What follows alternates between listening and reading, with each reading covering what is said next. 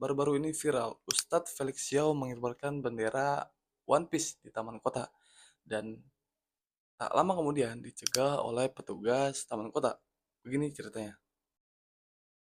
Fenomena pengibaran bendera One Piece menjadi turut perhatian para media sosial, serta di mana Ustadz Felix Xiao mengibarkan bendera One Piece di lapangan kota.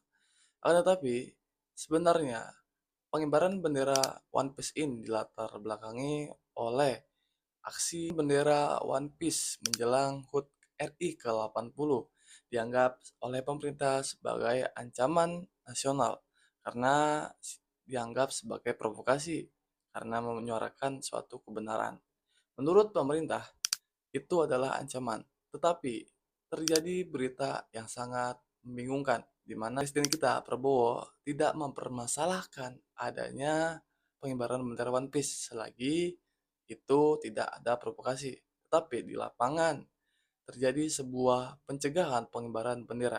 Jadi kita bingung nih guys, antara boleh atau tidak boleh.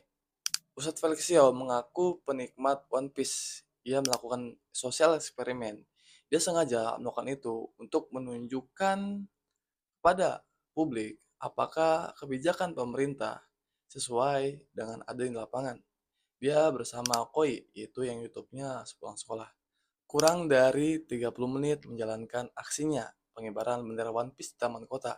Tiba-tiba Ustadz Felix Xiao dihampiri oleh petugas Taman Kota, yang dimana petugas Taman Kota mengatakan bahwa untuk membubarkan aksi tersebut atau menyuruh mereka pergi dari sana.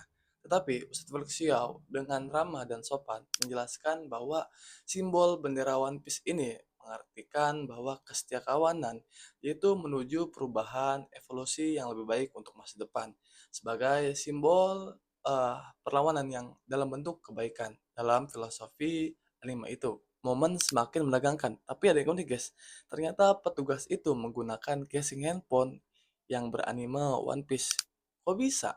Apakah apakah video bikinan Bang Koi ini menjadi sorotan dan banyak juga komentar-komentar yang ada di dalam video tersebut. Konfrontasi dan juga cara pandang daripada para netizen ya guys.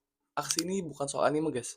Aksi ini bertujuan untuk konsistensi, yaitu gimana pemerintah mengambil kebijakan dan menerapkan kebijakan. Apakah menurut kalian guys, aksi ini boleh atau tidak? Dan presiden kita, Pak Prabowo, mengatakan bahwa tidak masalah. Tapi Menko Polhukam mengatakan bahwa ini ancaman. Jadi sebenarnya gimana guys? Menurut kalian gimana?